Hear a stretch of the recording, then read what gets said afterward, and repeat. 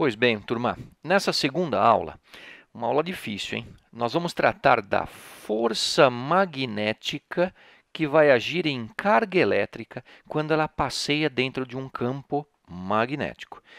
De começo, você já pode perceber a estranheza. Poxa, mas rola uma interação em carga elétrica, uma interação magnética? Bom, deve rolar, né?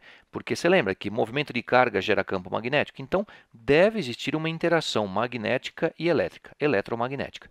Sim, sim, deve. Agora, diferente das outras forças de campo que nós estamos acostumados, quais? O peso ou mesmo a força elétrica. Lá, no peso e na força elétrica, basta o corpo estar no campo para ele já receber a ação da força. Aqui, não. Aqui, se a carga, fatos experimentais, se a carga estiver banhada por um campo magnético, nada acontece. Ou mesmo, se a carga estiver em movimento, só que movimento paralelo ao campo magnético, também nada acontece. Para a força se manifestar, para essa força magnética se manifestar, olha o que nós precisamos ter. Nós temos que ter a velocidade da partícula cruzando as linhas de campo. Estou tomando aqui como base, repare, um campo entrando. Repare o xizinho no B. Tá, campo está entrando. Agora, a velocidade é perpendicular ao campo. A velocidade estou representando para a direita, num campo que está entrando, repare que é perpendicular. Aí sim a força magnética se manifesta. Eis a força magnética. Só que de um jeito bem estranho. Ela não vai fazer a carga ganhar nem perder velocidade, mas vai fazer a carga girar, porque ela aparece perpendicular à velocidade também. Meu Deus, a carguinha aqui entra num movimento circular e uniforme no MCU, ao sabor dessa força magnética. Verifica-se experimentalmente que essa força magnética tem intensidade tão maior quanto maior a quantidade de carga passeando. Tá. Também tem intensidade maior quanto maior a velocidade da partícula ao cruzar as linhas de campo. Tá. E também a força magnética é mais intensa quanto mais intenso for o campo. QVB é a força magnética que vai aparecer numa carga elétrica que passeia de tal modo que a velocidade fique perpendicular ao campo. Imagine então uma carga que é lançada perpendicularmente ao campo, como nesse caso. Ela é lançada para a direita num campo que está entrando na folha. Ok, a força magnética aparece. E quanto vale essa força magnética? Vale QVB, em que Q representa a quantidade de carga, V a velocidade que é perpendicular ao campo e B o campo magnético naquela região. Quanto ao movimento da carga, ela vai realizar um movimento circular e uniforme. Agora, quer mais estranheza? Eu falei que ia ser estranho. E se a carga for negativa? Porque ali eu estou percebendo uma carga positiva. Se a carga for negativa naquele mesmo campo, teremos de novo um movimento circular uniforme, MCU, só que num outro sentido. Repare que a força continua perpendicular à velocidade, só que em vez de aparecer uma força para cima, apareceu aqui uma força para baixo. Meu Deus! Então quer dizer que a força também muda o sentido dependendo do sinal da carga? Sim. Você deve estar desesperado já, porque como é que eu vou decorar tudo isso? Como é que eu vou saber cada um desses sentidos? Bem, nós temos uma regra prática, a chamada segunda regra da mão direita. Como é que ela vai funcionar? Vamos aplicar essa regra, vamos entender. O dedão da mão direita, mão espalmada, tá? Vai representar a velocidade. A palma da mão será a força, um vetor aqui cruzando a palma da mão. E os outros dedos da mão espalmada, do indicador ao mindinho, até aqui vai ser o campo magnético. Vamos tentar aplicar essa regra para ver se ela funciona nesse caso aqui, ó. Nesse caso aqui, ó. Vamos tentar? Vamos lá. Eu vou encaixar essa regra da mão direita de tal modo que ela vai conseguir encaixar ali, ó. Vamos ver, vamos ver, vamos ver. Olha lá, eu tenho a força magnética para cima para alguém que está penetrando para a direita, aqui está em perspectiva, mas ele está indo para a direita, e um campo entrando.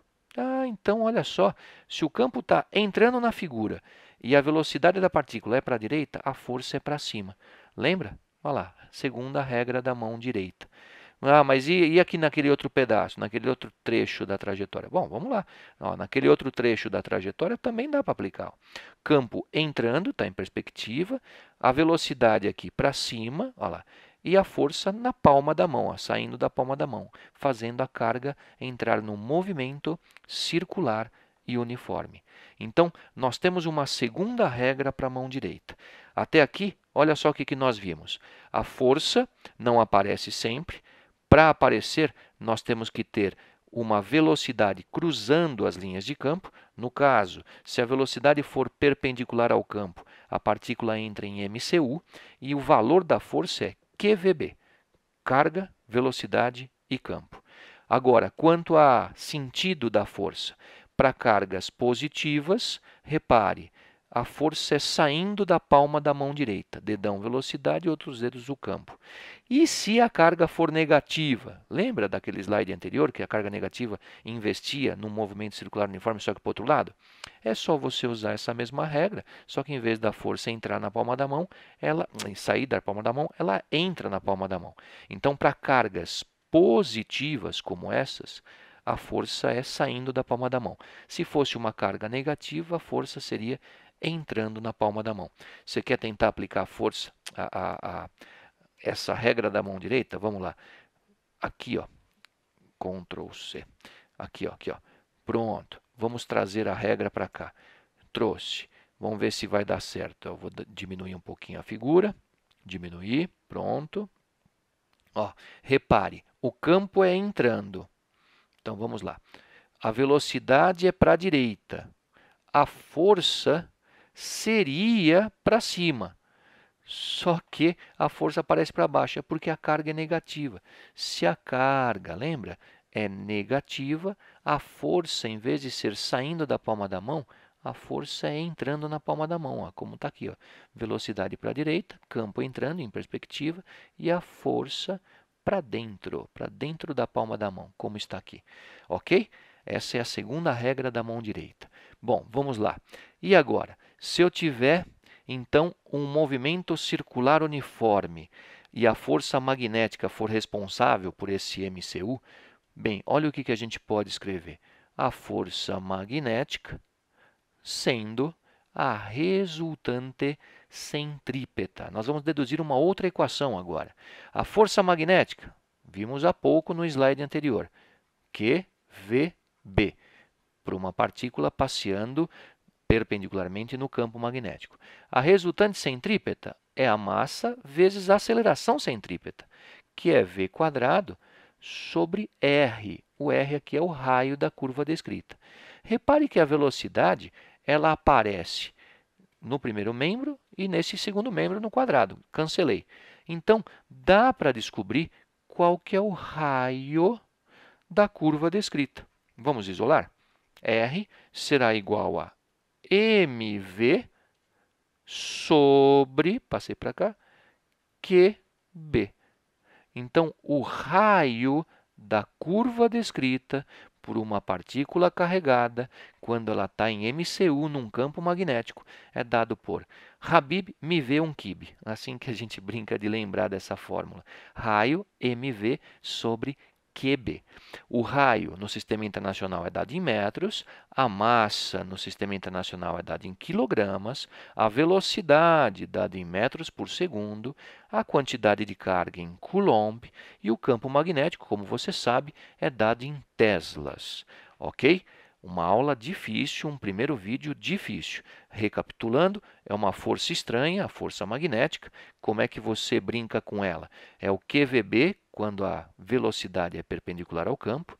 Eu já sei aplicar a regra da mão direita número 2 e também já sei como é que fica o raio da curva descrita nessa trajetória que é circular. Ok? Vamos treinar isso agora aqui nos exercícios.